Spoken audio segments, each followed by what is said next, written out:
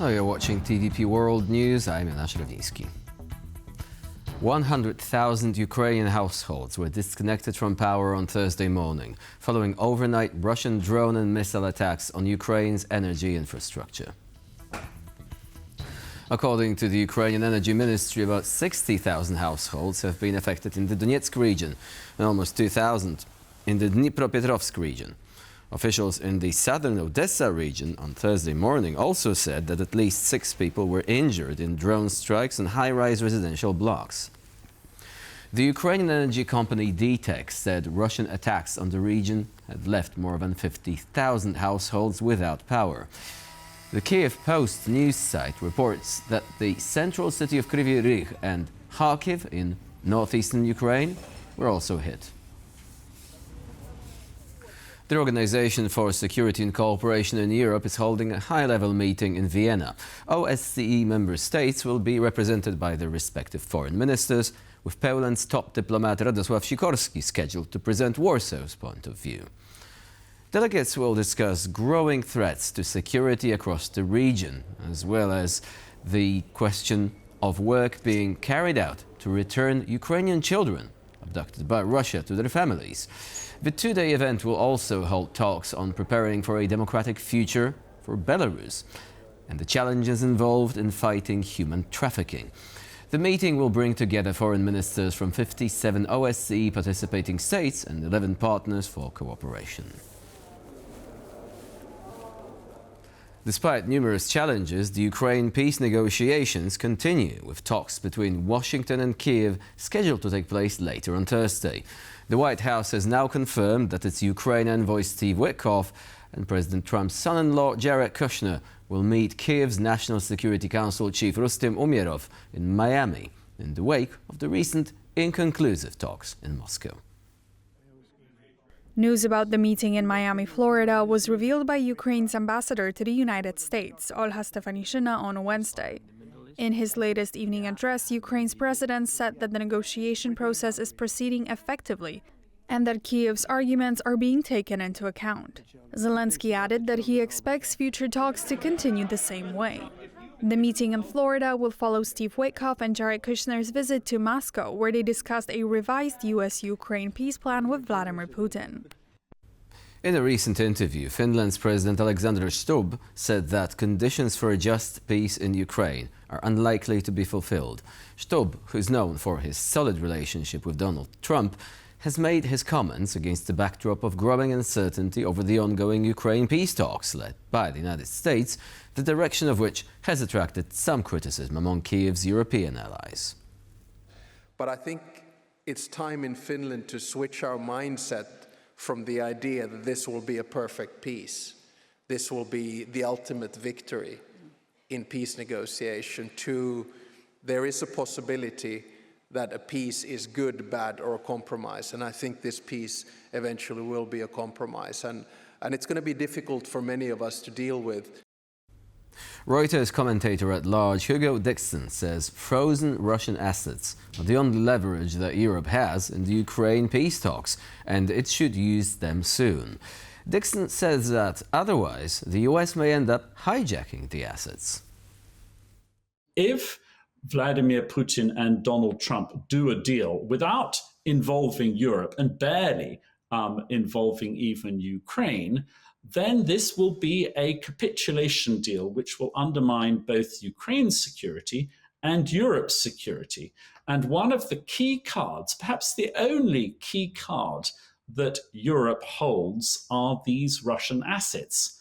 And if Europe doesn't use those Russian assets, which are a trump card, Donald Trump will reach over the negotiating table and he will grab that card for himself. As you may remember, in that Trump peace plan of a couple of weeks ago, he wanted to use those Russian assets for his own purposes, and America would have got a cut from them. So this is why we need to come to a conclusion rapidly. There have been at least 2 instances of Ukrainian children abducted by Russia having been forcibly transferred to a camp in North Korea. The revelations come from Kateryna Rashevska of Ukraine's Regional Center for Human Rights, who spoke before a US congressional subcommittee on the 3rd of December. According to Rashevska's statement, a 12-year-old from Donetsk and a 16-year-old from Simferopol were sent to the Songdo-won camp in North Korea. While there, they were taught to, and I quote, destroy Japanese militarists, and also met Korean veterans who, back in 1968, attacked the US Navy ship USS Pueblo, killing and wounding 9 Americans. Her testimony came at the beginning of the US Senate Appropriations Committee hearing on Russia's abduction of children. According to Ukraine's National Children of War database, at least 19,500 children have been abducted from Russian-occupied territories since the invasion began in February 2022. Russian leader Vladimir Putin is about to begin his visit to India, hoping to boost bilateral trade as the Russian economy is showing signs of wartime fatigue. During his first visit to India in 4 years, Putin is hoping to sway New Delhi back towards cooperation in the petroleum sector. But according to India's former Foreign Minister Nirupama Rao, who spoke to TVP World's On the Record, he may face tough questions concerning his continuing aggression towards Ukraine. I am sure that Mr. Modi will very emphatically and with great clarity convey what he has been saying before to President Putin, and also emphasize our continuing very deep concerns about the situation between Russia and Ukraine. We have never been advocates for war and conflict and territorial, the disturbance of the principles of territorial integrity and sovereignty. French President Emmanuel Macron is in China for a 3-day official visit, with both economic cooperation and the war in Ukraine at the top of the agenda. During his press conference in Beijing, Macron has urged China to put pressure on Moscow to end the invasion, while also making remarks on the economic relationship between Europe and China. I hope that China will join us in our efforts to achieve as soon as possible at least a ceasefire in the form of a ban on strikes targeting critical infrastructure. Europe and China have a role to play in working with other partners to lay the foundations for global economic governance that is fair, robust and based on rules rather than the law of the strongest. And the agreement signed today is a step in this direction, allowing for the restoration of bilateral cooperation, but also for more cooperative multilateral dialogue. Europe must reform itself to become more competitive and invest more. China must pursue its agenda of strengthening domestic consumption, and we must find a framework for increasing Chinese direct investment in Europe. US State Secretary Marco Rubio has confirmed that Poland would be invited to next year's G20 summit in Miami, Florida. In recognition of its economic transformation after the fall of the Iron Curtain, Warsaw would be assuming its rightful place among the G20, Rubio said, while also confirming that the US would exclude South Africa from next year's event. We will be inviting friends, neighbors and partners to the American G20. We will welcome the world's largest economies as well as burgeoning partners and allies to America's table. In particular, Poland, a nation that was once trapped behind the Iron Curtain, but now ranks among the world's 20 largest economies, will be joining us to assume its rightful place in the G20. Poland's success is proof that a focus on the future is a better path than one on grievances. It shows how partnership with the United States and American companies can promote mutual prosperity and growth. Following a wave of drone incursions and sabotage attempts linked to the Kremlin, Poland is making efforts to improve the security of its energy network. The Polish national grid operator has struck a deal with the nation's armed forces to place transformer stations and high-voltage lines under the watchful eye of the military. Poland is tightening the shield around its power network after a wave of drone incursions and sabotage attempts linked to Russia's war on Ukraine.